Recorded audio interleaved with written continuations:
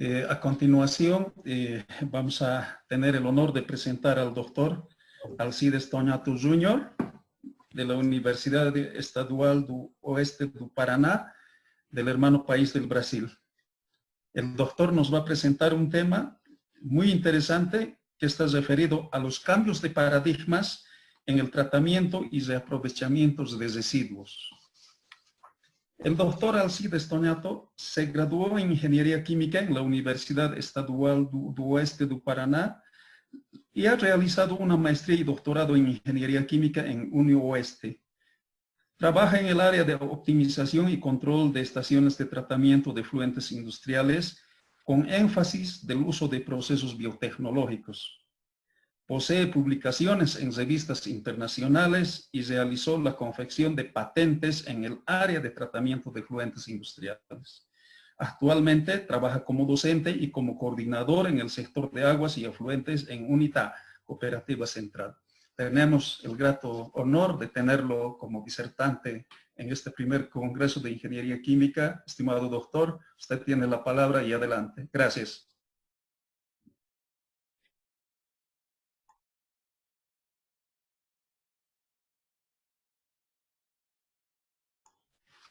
Doctor, su audio, por favor, no lo estamos escuchando.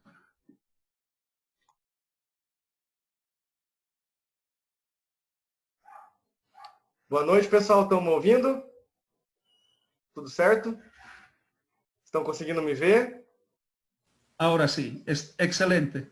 Ok. Estão conseguindo ver minha tela também? Sí, correcto. Boa noite, pessoal. Seguinte, meu nome é Alcides Toñato Júnior, né? Hoje eu trouxe uma temática para apresentar para vocês e que eu considero uma mudança de paradigma na nossa condição atual da nossa vida, né? Vivemos, né, em um planeta, né, um planeta de recursos limitados. Dentro deste planeta, né, nós temos alguns elementos que formam a nossa tabela periódica, né, dentre os quais os metais, por exemplo, vieram a partir de cometas e acabaram-se por ficarem retidos na nossa camada terrestre. Temos macro e micronutrientes, né? Temos os gases, temos muitos outros elementos, né, dentro deste planeta, né?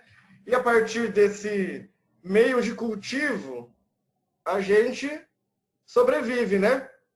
E a gente buscou, a partir da nossa cognição, do nosso desenvolvimento técnico e científico, estruturar isso de uma maneira que a gente possa aproveitar esses recursos com uma maior eficiência possível, né? Uma vez que esses recursos são limitados, como indivíduos, estamos sempre num ritmo crescente, em ascensão. A cada ano temos mais pessoas, então a cada dia temos que produzir mais alimentos, né? E muitas outras coisas para a gente viver, tá? Bom, primeiramente, o que eu quero abordar dentro dessa temática? Como eu vejo a nossa organização hoje do nosso sistema econômico, tá?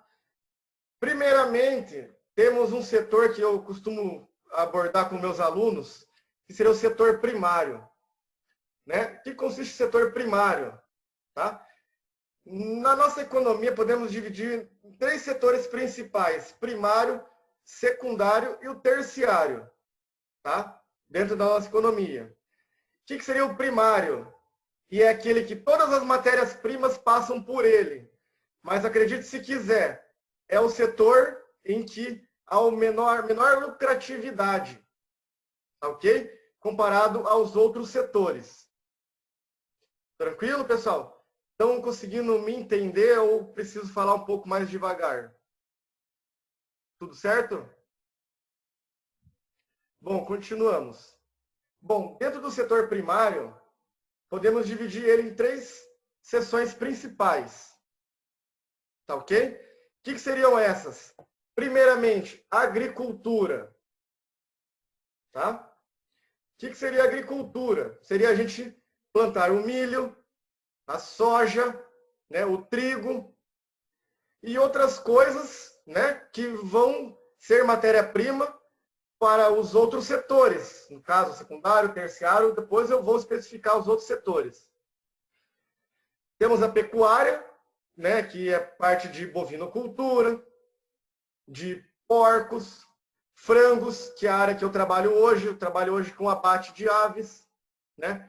Hoje eu trabalho em uma empresa que realiza abate de 390 mil aves por dia, tá?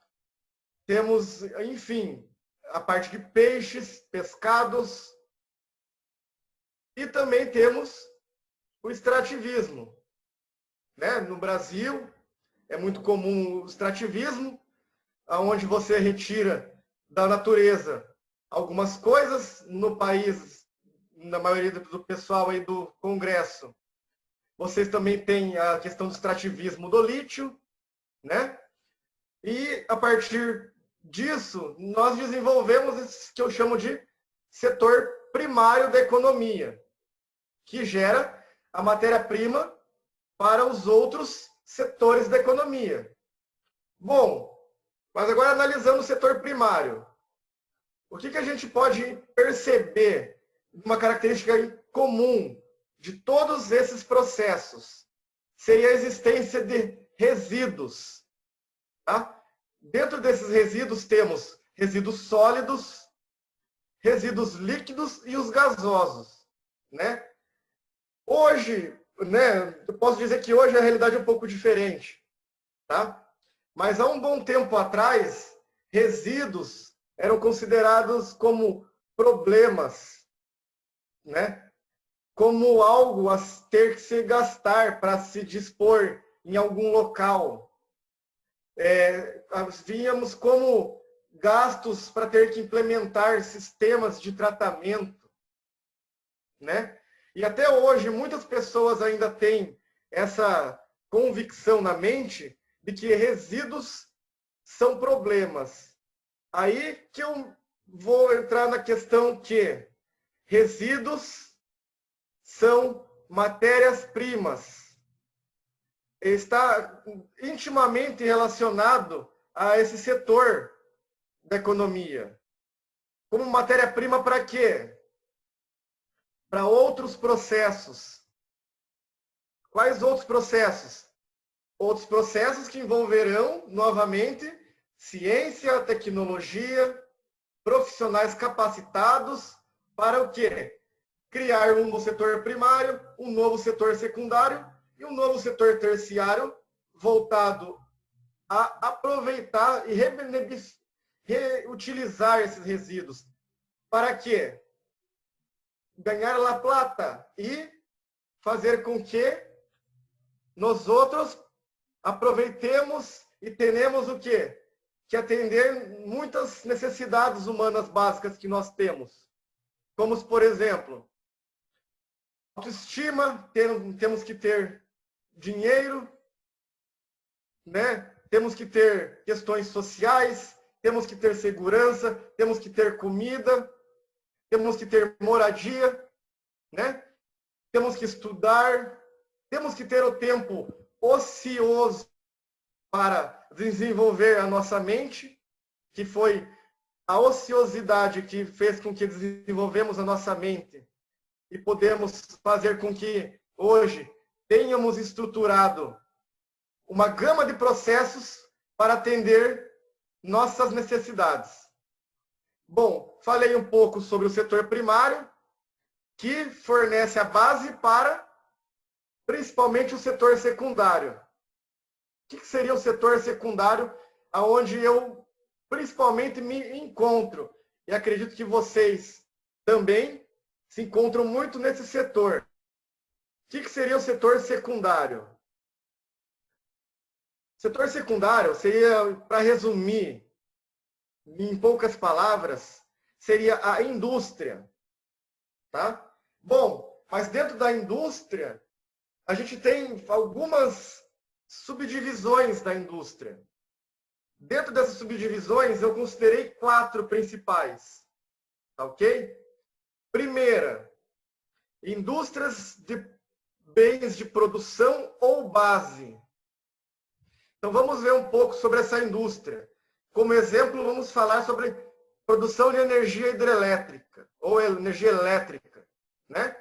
Podemos ter a hidrelétrica, que é muito comum no Brasil, no qual utilizamos a energia potencial da água, convertemos em energia cinética para rodar as pás de uma turbina que vai gerar energia. Temos também termoelétricas, né? E muitas outras formas de geração de energia, como eu considero como uma indústria de base. Né? Base para quê? Para outros setores industriais, inclusive para o setor primário e para o setor terciário. Geram-se resíduos? Algumas sim, outras tecnicamente não, mas em algum momento a operação dessa indústria vai gerar resíduos, né? E, claro, resíduos sólidos, líquidos e gasosos novamente. Dentro da indústria de bens de produção e base, temos principalmente a indústria petroquímica, né? Tudo começa lá com o extrativismo, que é indústria primária, né? Indústrias de base, nós temos o primeiro refino, no qual a gente separa o petróleo nos seus elementos básicos, que vão dar origem a outros elementos que vão ser utilizados por outros setores industriais. Para quê? Produzir, por exemplo, esta garrafa de plástico, né? PET, que depois vai ser reciclada e pode virar um tijolo, né? Pode virar uma vassoura para varrer a casa, enfim. Então, a gente falou sobre essa questão da indústria de bens de produção ou bens de base de uma maneira simplificada. Partindo para a próxima, temos a indústria de bens intermediários. Tá ok? Bom, o que seria a indústria de bens intermediários? Eu gosto de usar como exemplo a indústria siderúrgica. Tá? Por que a indústria siderúrgica? Pela sua complexidade, pelas gamas de processos envolvidos e pela sua importância na nossa economia. Né? Afinal, qualquer indústria vai usar metal. Começa aí, né? Bom, como começa essa indústria, né? Indústrias de bens intermediários? Com o extrativismo, né? Em alguma mina. Base. Existem os fornos em que você, né, tem que fazer o processamento desse minério para que ele se torne um metal de uma maneira não oxidada, né? Então, existem muitos processos e processos complexos para você ter o metal, a fim de que você obtenha as chapas metálicas, que serão empregadas, né, em outros setores. Né? Outros setores industriais. Bom, vamos continuar.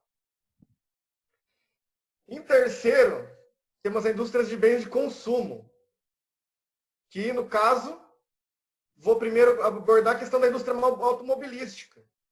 Né? Então, pegando lá da indústria de bens intermediários, né? E agora indo para bens de consumo, então a gente recorre aquela chapa metálica que é um bem intermediário e fazemos um automóvel, né?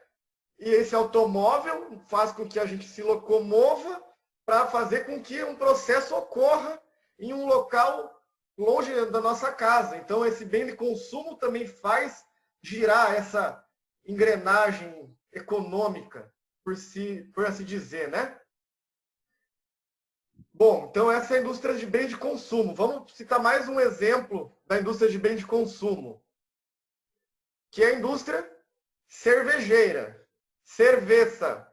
Eu já trabalhei há algum tempo com a indústria de cerveja, tá? gosto muito desse ramo industrial, que é a indústria de alimentos. É uma indústria de bens de consumo, tá? Assim como qualquer outro alimento. E na indústria cervejeira temos agricultura, né, com a produção do malte, né? Primeiro a gente tem que produzir a cevada, depois fazer o malte, e uma gama de processos industriais a fim de que a gente tenha a cerveja, né? E aí, por exemplo, a cerveja, para a gente produzir 1 litro de cerveja, precisamos de 13 litros de água no processo. Com uma boa eficiência. Tá, e esses outros 12 litros, o que acontece com ele?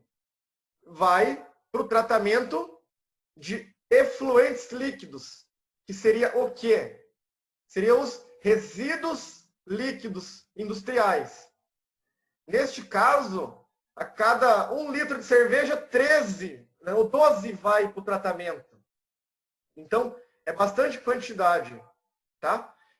Por exemplo, hoje eu trabalho com abate de aves. Para cada ave abatida, é necessário 32 litros de água. Ou seja, 32 litros é necessário para você conseguir e garantir que essa ave vá ao consumidor de uma maneira correta no seu processamento, de uma maneira isenta de micro-organismos patógenos, isenta de micro-organismos naturais que venham a estar na ave, para que tenha assim, uma lavagem muito boa, além da própria higienização da indústria. Então, cada ave é necessário 32 litros de água. Só para a gente ter uma ideia disso, né? Precisamos também nessa indústria de caldeiras. Então, temos resíduos gasosos, né? A partir do tratamento, temos resíduos sólidos também. Temos as cinzas, temos a parte sólida que sobra do tratamento da água, né? Então, a gente volta a essa questão. Todos os nichos industriais, e não só industriais, assim como nós mesmos, somos grandes geradores de resíduos sólidos, líquidos e gasosos. A gente é uma pequena indústria em que consome matéria-prima e por algum lugar sai resíduo sólido, líquido e gasoso. Não é verdade? E também sai por algum processo cognitivo na nossa mente. Também nisso tudo, né? Como uma forma de energia. E é claro que nem tudo que nós consumimos vira energia mental ou física. Alguma parte vira resíduo, né? Bom, ainda dentro do setor secundário, que é o que envolve mais dinheiro, de todos os setores da economia, inclusive comparando com o setor primário e o terciário, que eu vou falar depois, o secundário é o que envolve maior lucro. Engraçado, né? Porque toda matéria-prima vem deste. E por que que esse gera mais lucro? Porque é beneficiado essa matéria-prima. É agregado valor a essa matéria-prima. Essa matéria-prima que antes custava 1 unidade, aqui ela vai virar 10 unidades a partir desse produto que essa humanidade gerou, né? Então, hoje, para você ter 1 quilo de ave, de frango, é necessário 1,2 quilogramas de milho, né? E, é claro, essas 200 gramas são percas da digestibilidade do frango, que viram o quê? Resíduo. E aí a gente entra no termo eficiência. Até o frango para comer tem que ter eficiência. E a indústria tem que ter o seu parâmetro de eficiência muito bem diagnosticado. Por quê? Né? Vejamos os resíduos. O que eles nos indicam? Nos indicam que está ocorrendo perdas. Aonde? No seu processo. Se esse processo for uma ave, for uma indústria de açúcar e álcool, for uma indústria de processamento e beneficiamento de lítio, o teu resíduo é perda. Se eu estou perdendo, eu estou deixando de ganhar. A minha matéria-prima está sendo perdida. E eu podia estar rendendo muito mais dinheiro com ela. Então, devemos analisar o resíduo de uma maneira estatisticamente. Temos que usar estatística nos resíduos para quê? Verificar perdas do nosso processo, gargalos do nosso processo. E pelos resíduos é uma ótima maneira de você verificar qual setor está sendo ineficiente ou não tão eficiente assim. Então, uma correta gestão de resíduos, envolvendo a matemática, a ciência, ela é extremamente importante para você resolver problemas industriais que não estavam sendo notados de maneiras quando se foca apenas no processo. A partir dos resíduos, você vê de fora o seu processo, a sua perda. Então, às vezes, uma máquina de 10 não está sendo eficiente, mas o seu resíduo vai demonstrar essa ineficiência. E, a partir de um gráfico de Pareto, né, com toda uma equipe industrial focada em uma estatística, em planejamento, a gente pode definir o que está tendo mais perdas comparado com outras perdas e outras menores, né? Quais perdas eu preciso atingir?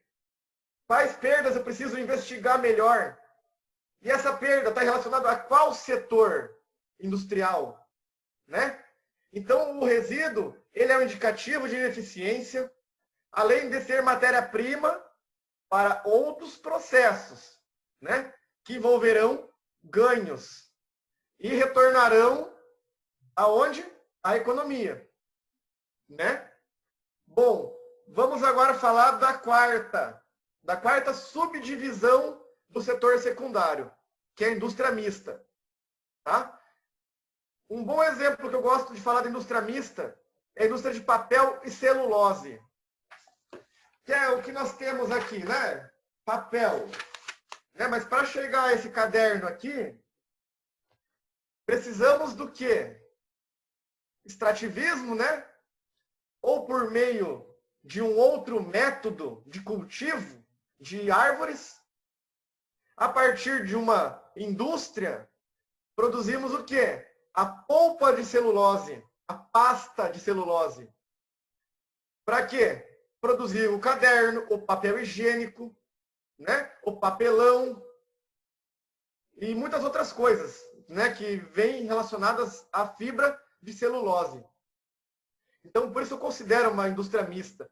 E hoje eu posso até arriscar dizer que todas as indústrias estão migrando para serem mistas. Em que sentido elas serem mistas?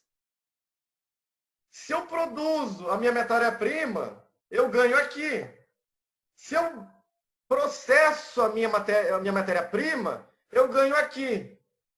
E se eu vendo o meu produto processado aqui, eu ganho aqui. E aí a minha indústria se torna competitiva. Eu posso competir com outras indústrias. Por quê? Porque eu estou ganhando em outros lados. Eu posso investir em automação, em tecnologia. Eu posso gastar recursos físicos e humanos para fazer o meu processo se tornar o quê? Mais eficiente. Né? Bom, agora analisando o setor terciário, subdivisões importantes. Primeiro, comércio, né?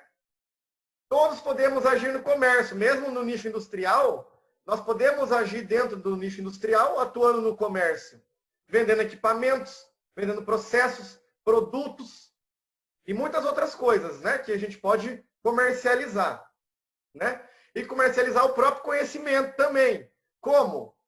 Segunda subdivisão, prestação de serviço, né?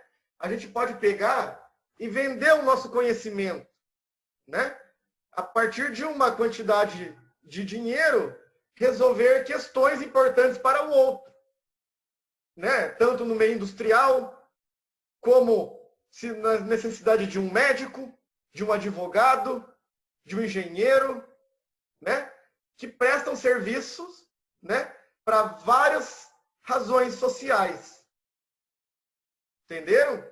Bom, analisando todo esse contexto aqui, que é o contexto social, no qual nós fazemos parte, e nós, como nós geramos resíduos?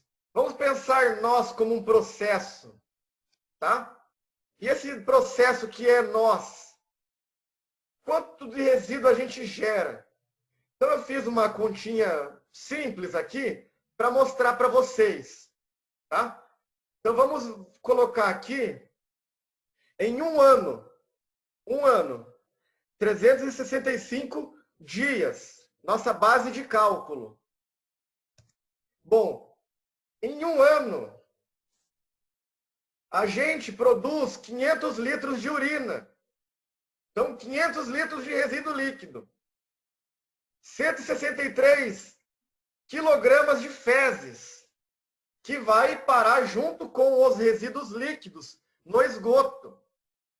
Tá, mas esgoto, né? Apresenta muitos macro e micronutrientes que podem ser empregados como fertilizantes. E, por exemplo, muitos países como a China, por exemplo, não perdem a sua urina e suas fezes mais. Elas viram fertilizante. Tá? Agora, esses dados que vêm a partir de agora, esses que eu marquei, são com base em uma pesquisa realizada em um aterro sanitário no Brasil. Aterro recebe resíduos que não deveriam ter reciclados. Os reciclados não deveriam estar no aterro. Reciclados iriam para outro local para gerar renda. Porém, as pessoas colocam o seu resíduo no local errado. Ou seja, elas deixam de fazer com que o seu resíduo circule novamente na economia. E faz com que a gente encha aterros sanitários. Bom, a gente joga no aterro 175 quilogramas de matéria orgânica, 22,2 quilogramas de plástico, que deveria estar sendo reciclado, 3,47 quilogramas de vidro vai ser reciclado, 2,58 quilogramas de metal, alto valor, 23 quilogramas de papel, né? E outros, né? Que não vou entrar nesse mérito. Enfim, o que eu quis apontar para vocês aqui é que nós somos geradores de resíduos, assim como os processos industriais são geradores de resíduos, e os resíduos não são um problema mais hoje, tá? Bom, dentro das questões dos resíduos, aonde eu me enquadro principalmente? Eu trabalho hoje com todos. Com os sólidos, com os gasosos e com os líquidos. Porém, durante muitos anos em minha vida, aproximadamente uns 15 anos, eu venho trabalhando com este resíduo. Resíduos líquidos. Tá? E minha principal função dentro dos resíduos líquidos, meu principal sonho dentro da minha mente é fazer com que os resíduos líquidos venham a ser reaproveitados de uma maneira lucrativa. E hoje posso garantir que eu estou trabalhando em um local em que se trata água para consumo, trabalha-se com reciclados e tratamento de resíduos líquidos. E hoje, nossas contas são empatadas. Nós não temos despesas. Por quê? Geramos lucro com o nosso resíduo líquido e sólido. E hoje não só estamos empatados, como temos lucro. E, por exemplo, hoje só com a gordura, com o óleo do frango, a indústria tem um lucro de R$800 mil. E essa gordura iria com a água para o tratamento, como efluente. Então, hoje, nós temos a água e temos que olhar para a água como ponto de vista crítico, em que o que tem nessa água? O que eu posso reaproveitar dessa água? Quais mecanismos, quais métodos eu vou utilizar para tratar essa água? É químico? É físico? Ou é biológico? Né? Então, eu vou abordar um pouco com vocês sobre o que eu trabalhei no meu doutorado um pouco. Tá? Que é o quê? Sobre novos métodos para se tratar os efluentes, e esses métodos fazem com que você obtenha condições de reaproveitamento de biomassa. O que seria essa biomassa? Seria uma biomassa de micro-organismos, que seriam microalgas, bactérias, que podemos produzir com os resíduos líquidos. Tá ok? Então vamos focar agora nos resíduos líquidos. Este aqui. Tá ok? Tudo tranquilo, pessoal? Estão entendendo o que eu estou falando? Tudo certo? Então vamos lá, vamos continuar então. Se ninguém falou nada, tá tudo certo, né? Então beleza. Então vamos lá. Bom, o meu doutorado eu trabalhei na UniOeste com o tratamento líquido em uma indústria que processa subprodutos do abate de animais. Ou seja, é realizado o abate dos animais, algumas coisas sobram, e essas coisas que sobram são processadas para virar ração, comida para pets, cachorros, gatos, peixes, né?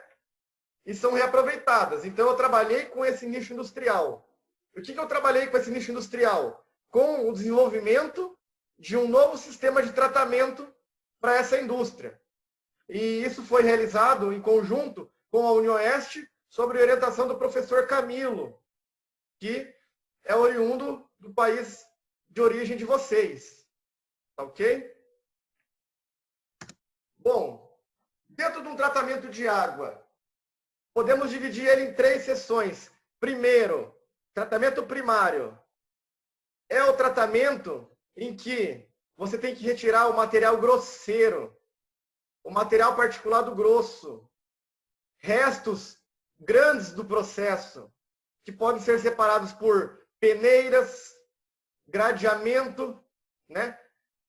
Conforme foi falado anteriormente, né, na apresentação sobre etanol, sobre álcool, né? Aquela peneira rotativa, né, para separar a questão do material particulado do caldo de açúcar, né? Então temos processos de sedimentação, em cima fica a gordura, embaixo a água e mais embaixo a areia, terra. Esse é o tratamento primário. Tratamento secundário seria o tratamento biológico. E quando se fala de biológico, envolve questões químicas, envolve questões físicas, mas a gente fala do secundário, principalmente da questão biológica. Bactérias, microalgas, protozoários, macroinvertebrados, microinvertebrados e muitos outros micro-organismos que se alimentam do quê? De água rica em macro e micronutrientes, como carbono, fósforo, nitrogênio, molibdênio, ferro, níquel, vanádio. Se a gente for pegar esses nutrientes e for comprar, quanto não custaria? E isso sai com a água, com o efluente líquido. Então é dinheiro que está diluído ali, né? E no tratamento secundário, o que a gente faz?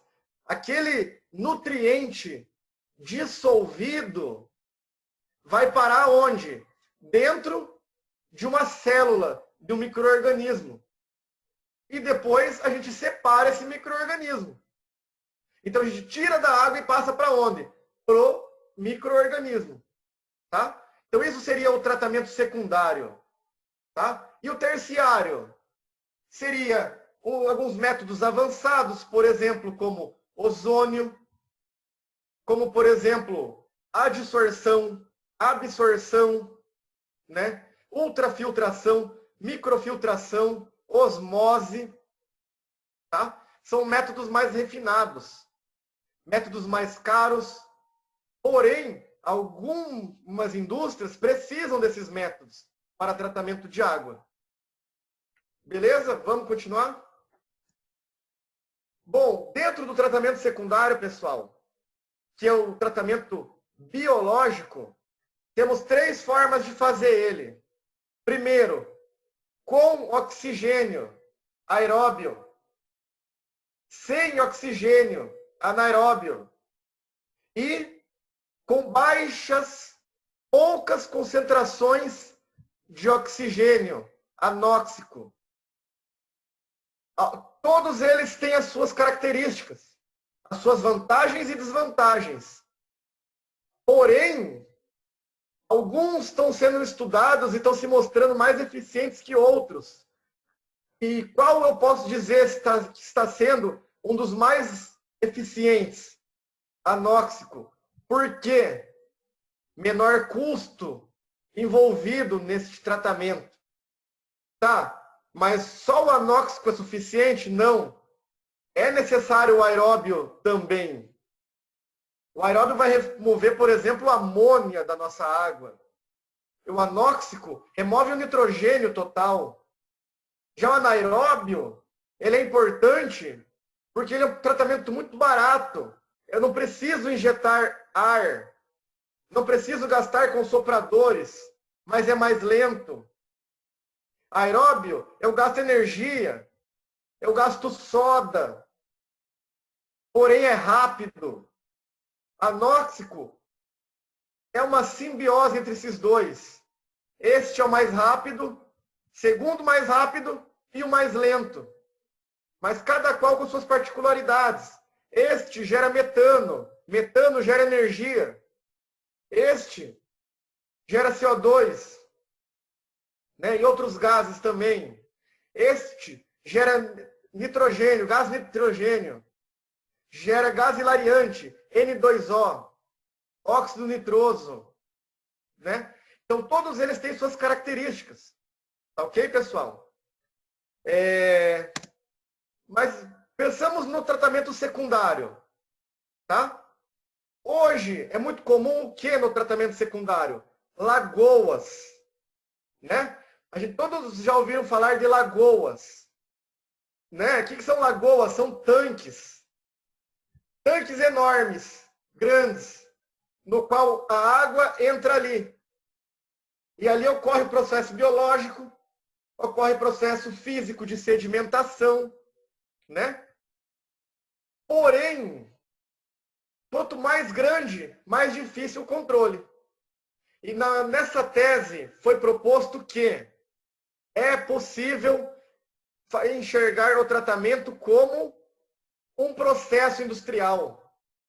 Um processo industrial com entradas e saídas, com mecanismos envolvidos, com características relacionadas a cada água. Né?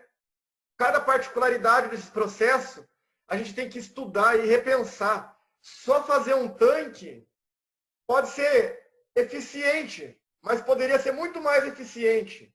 Né? Pensamos em termos de eletrônica. A válvula teve o seu papel. Hoje é o transistor. A lagoa teve e tem o seu papel.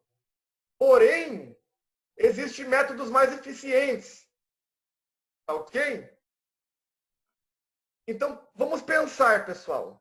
Primeiro, precisamos desenvolver novos sistemas e processos mais eficientes. E vocês, como cientistas, como engenheiros, vocês irão fazer isso. Tá? Não esperem somente dos artigos das revistas ou dos professores. O conhecimento está na internet, está aqui, na reflexão, no pensamento, no raciocínio, no desenvolvimento cognitivo de mim e de vocês. Precisamos solucionar os gargalos do que temos hoje. Não devemos abandonar o que temos hoje. Não largaremos as lagoas, melhoraremos as lagoas, tornaremos as lagoas mais eficientes. Até um certo ponto que não faremos mais lagoas, faremos outras coisas, outros processos. E, no caso, existem outros mais eficientes que as lagoas hoje. Porém, podemos ter muito mais. Bom, gente, eu gostaria de deixar para vocês, tá, essa reflexão, tá, ok? Não vou ter muito tempo para abordar os inúmeros gargalos tecnológicos envolvidos no tratamento de água, como espaço, né, local, como acúmulo de águas de chuva, dificuldade de controle de parâmetros, caminhos preferenciais que geram menos tempo de tratamento, organismos indesejados como mosquitos, larvas, flores, né? Dificuldade de manutenção, né? Material sedimentado, material flotado, ineficiência na operação, pessoas que não apresentam o conhecimento adequado, não foram instruídas adequadamente, perda de ineficiência com o tempo, seres vivos que habitam esses locais como cobras, aves, lagartos e muitos outros, que não deveriam estar ali. Bom, esta é uma foto de um dos módulos que nós desenvolvemos dentro da nossa pesquisa na UniOeste, dentre inúmeros, de gases e de sólidos. Ok?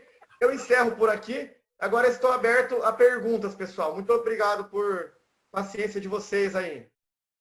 Beleza?